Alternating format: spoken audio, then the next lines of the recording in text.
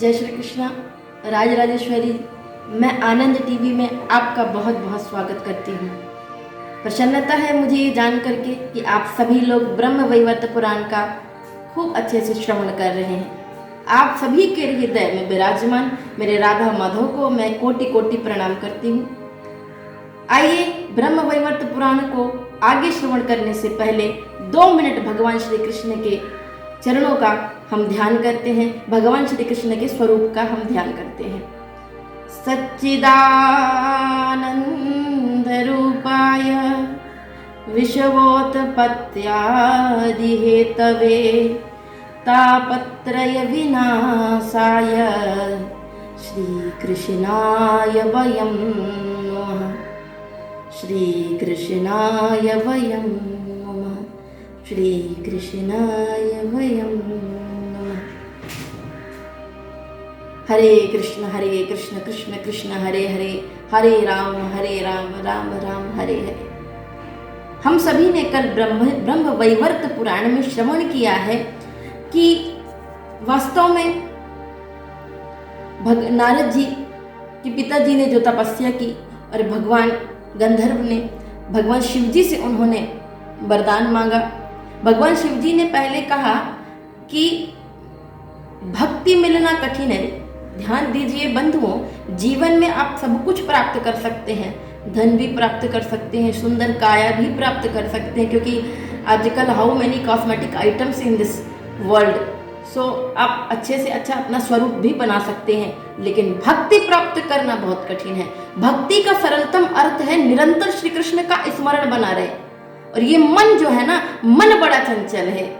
ये मन बड़ा चंचल है,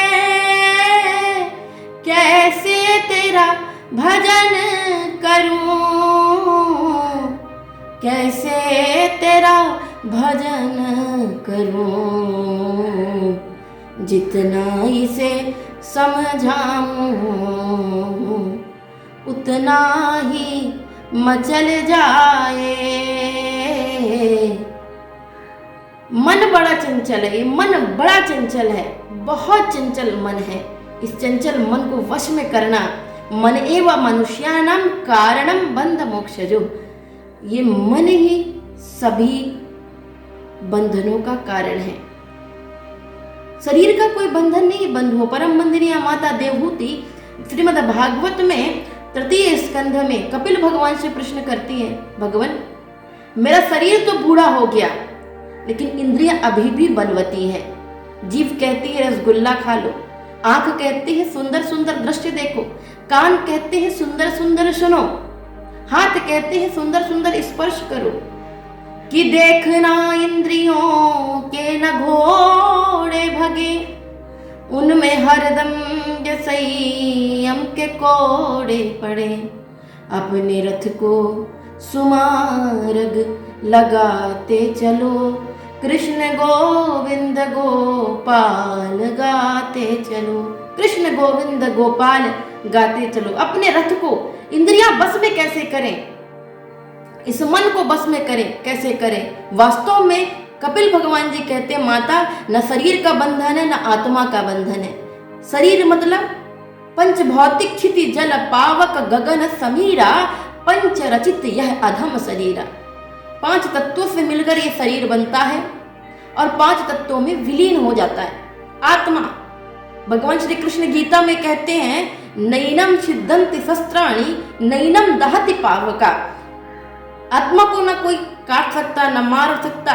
वाशांशी जीर्णानि यथा विहाय नवानि गृह्णाति नरोपराणि। गीता में भगवान अर्जुन से कहते, अर्जुन ये आत्मा जैसे हम पुराने वस्त्र को त्याग कर नए वस्त्र को धारण करते हैं, ठीक आत्मा भी पुराने शरीर को त्याग कर नए शरीर को धारण करती है। फिर बंधन किसका? आत्मा तो नित्य मुक्त शुद्ध है। वास्तव में बंधुओं, बंधन है हमारे मन का। ये सब मन का खेल है। कहते हैं अंतिम समय जिस चीज का आप सबसे ज्यादा चिंतन करते हैं उसी योनि में जाना पड़ता है। श्रीमद् भागवत में उदाहरण है भरत जी। भरत जी 7 द्वीपों के अधिपति थे।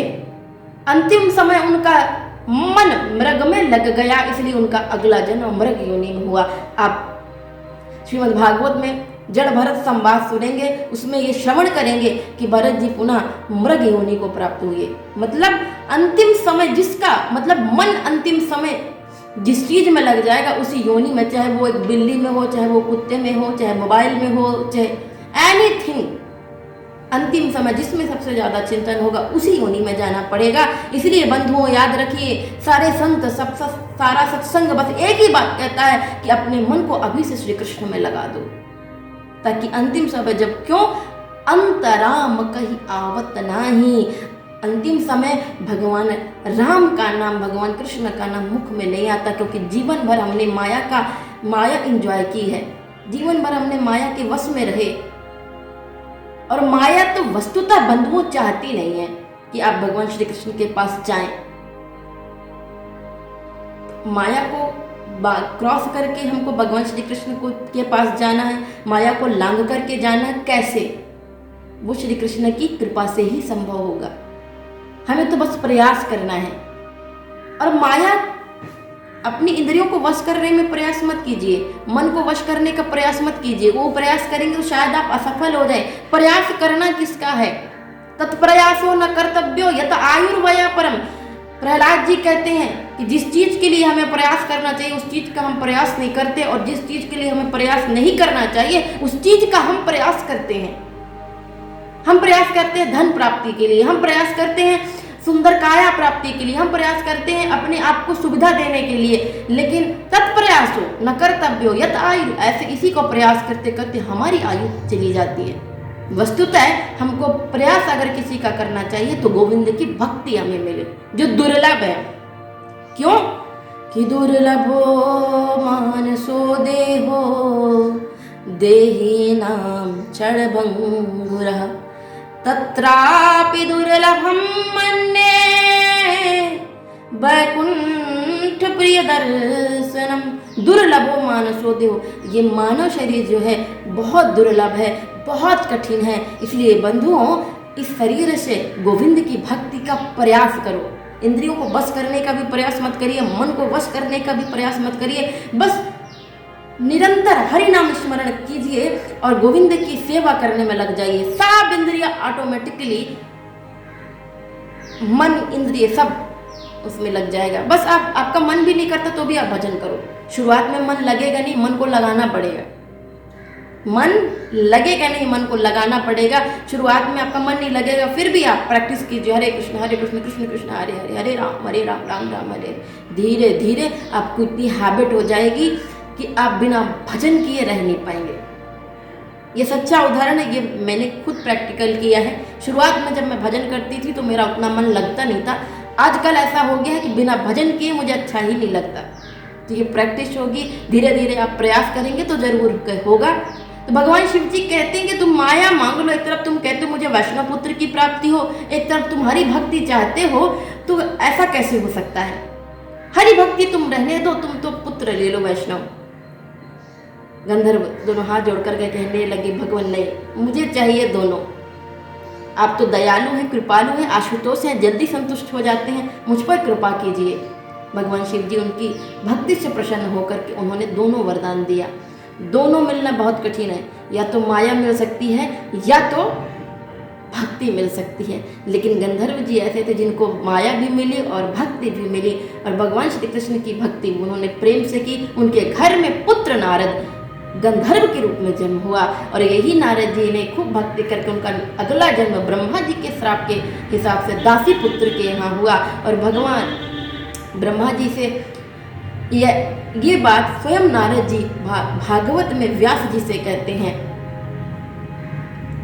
नारद जी अपने चरित्र को बता करके कहते हैं, स्वयं व्यास जी से उन्होंने अपने चरित्र को बताया है। अहम पुरातीत भवे भवम मुने दास्यास्तु कस्याश्चन वेदवादिना निरूपितो बालक योगिनां सुषुष्वरे प्रभृशि निर्विवक्षतम्। अहम पुरातीत भवो भवम मुने दास्यास्तु कस्याश्चन वेदवादिना। व्यास जी से नारद जी कहते हैं, नारद का अर्थ क्या है? नारद ज्ञानम ददाति इति नारद, जो अपना ज्ञान दूसरे को दे दे वो नारद है। और जिसकी बात ब्रजभाषा में कहते हैं, जिसकी बात रद्य ना हो, वो नारद है। तो नारद जी कहते हैं, व्यास जी अहम पुरातीत भवे भवम मुने दास्यास्तु कश्चाश्चनवेद वादिना। नारद जी, मैं दासी पुत्र था, लेकिन दासी पुत्र तो था ही मैं, मेरा मन खेलने कूदने में लगता नहीं था। मेरे गांव में संतों की मंडली आ पहुंची थी और उस संतों की मंडली में मेरा मन लग गया था। मैंने शुरू से ही उन संतों की सेवा करना शुरू कर दिया। जैसे ही मैंने सेवा करना शुरू किया, संतों ने मेरा नाम राम भोला रख दिया। मेरा मन निरंतर श्री कृष्ण की स्मरण में, उनकी कथा में और उनके लीला को श्रवण करने में लगता था। और संतों की सेवा, वास्तव में बंधुओं, सेवा का फल यही है, जब भी हम संतों की सेवा करें निस्वार्थ भाव से करें। स्वार्थ भाव से करेंगे तो आप वो चाहेंगे, जो चाहेंगे वो आपको मिलेगा। निस्वार्थ भाव से करेंगे तो भगवान श्री कृष्ण की भक्ति आपको सरलतम रूप से प्राप्त हो जाएगी। नारद जी ने कोई प्रयास नहीं किया, नारद जी ने कोई इंद्रियों को वश में करने का प्रयास नहीं किया, कोई मन को वश में करने का नारद जी ने प्रयास नहीं किया। नारद जी ने केवल एक काम किया, संतों का संग कर लिया, सत्संग का संग कर लिया, भजन का संग कर लिया, कीर्तन का संग कर लिया। मन बुद्धि चित्त सब अपने आप बस में हो गए। जड़ भरत महाराज रघुगढ़ राजा से कहते हैं, बिना महत पादर जो विशेखम। राजन, जो संतों के चरणों की रज अपने मस्तक में धारण कर लेता है वही महान है, और वही भगवान श्री कृष्ण की सरलतम भक्ति को प्राप्त कर सकता है। मैं आपको बस इतना कहना चाहूंगी बंधुओं कि भगवान श्री कृष्ण को प्राप्त करने का, इंद्रियों को बस में करने का सरलतम साधन है संत संग और सत्संग। तो नारद जी कहने लगे, मैंने सत्संग किया, मैंने वश में कर लिया, मेरा मन इंद्रिय सब ऑटोमेटिकली किसी और चीज में लगता ही नहीं था, माया में लगता ही नहीं था, बस गोविंद के हरि स्मरण में लगता था। संत चतुर्मास करने के लिए आए थे, चतुर्मास जैसी कंप्लीट हो गया, संत जाने लगे। मेरे को भी इच्छा हुई संतों के साथ जाने के लिए, तो संत कहने लगे, अभी तुम्हारे ऊपर तुम्हारी माँ का भार है, जब ये माँ की सेवा तुम कर लेना तब आकर के तुम भजन में लीन होना। मेरा मन तो केवल गोविंद के स्मरण में रखता था। संयोग से ऐसा हुआ कि मेरी माँ एक बार दूध दोहने के लिए गई और वहां जाकर के काले सर्प ने डस लिया और मेरी माँ का मोक्ष हो गया, उद्धार हो गया। अब मैं फ्री हो गया सारे बंधनों से। फिर नारद जी कहने लगे, मैं जंगल गया, वहां जाकर के मैंने खूब तपस्या की, भगवान श्री हरि का स्मरण किया। भगवान श्री हरि ने अपने स्वरूप को कुछ क्षणों के लिए दिखाया और कहने लगे कि अगला जो तुम्हारा जन्म होगा वो नारद के रूप में होगा। कहने का मतलब ये है बंधुओं कि भगवान नारद जी की यही कथा है कि नारद जी दासी पुत्र होने के बाद भी भगवान श्री कृष्ण की भक्ति करके उसी जन्म में श्री कृष्ण को प्राप्त कर लिया। सरलतम साधन है सत्संग। आप लोग सत्संग श्रवण कीजिए, संतों का संग कीजिए, मन को बस में करने का प्रयास मत कीजिए। तो जैसे ही भरत शिव जी ने कहा तो नारद जी का जन्म हुआ। ये नारद जी फिर दासी पुत्र नारद जी के बारे में आपने श्रवण किया। इसी तरीके से मनु और शतरूपा नारद ब्रह्मा जी ने आगे का वंश, सारे बच्चे जो थे ब्रह्मा जी के सभी सृष्टि करने में लग गए। मनु और शतरूपा के 2 पुत्र और 3 पुत्रियां हुई। 2 पुत्र प्रियवत और उत्तामपाद और 3 पुत्रियां देवहूति, प्रसूति, आकुति। प्रियव्रत के हुए ऋषभदेव जी, भगवान के 24 अवतारों में 8वां अवतार ऋषभदेव जी का है। उत्तामपाद के हुए ध्रुव जी। ध्रुव की कथा आप सभी श्रवण किए हैं। ध्रुव की सबरी की तरह व्याकुलता हो ध्रुव सा दृढ़ निश्चय वाला, प्रहलाद के जैसे लगन लगे आ जाएगा मुरली वाला। ध्रुव दृढ़ निश्चयी थे। कभी कभी क्या होता है ना बंधुओं, हमारे जीवन में कभी विपत्ति आई ना तो हताश नहीं होना चाहिए। अगर किसी ने हमको कभी जीवन में अपशब्द कह दिया तो उसमें भी गोविंद की कृपा समझना चाहिए। ध्रुव जी को उत्तामपाद की 2 पत्नियां थी, सुरुचि और सुनीति। उत्तामपाद कौन है? उत्तामपाद कोई नहीं और हम और आप हैं। चलिए यहीं पे कथा को अभी हम विश्राम देते हैं। आगे की कथा को हम कल श्रवण करेंगे और ध्रुव की कथा को विशेषकर हम श्रवण करेंगे। तब तक के लिए राधे राधे।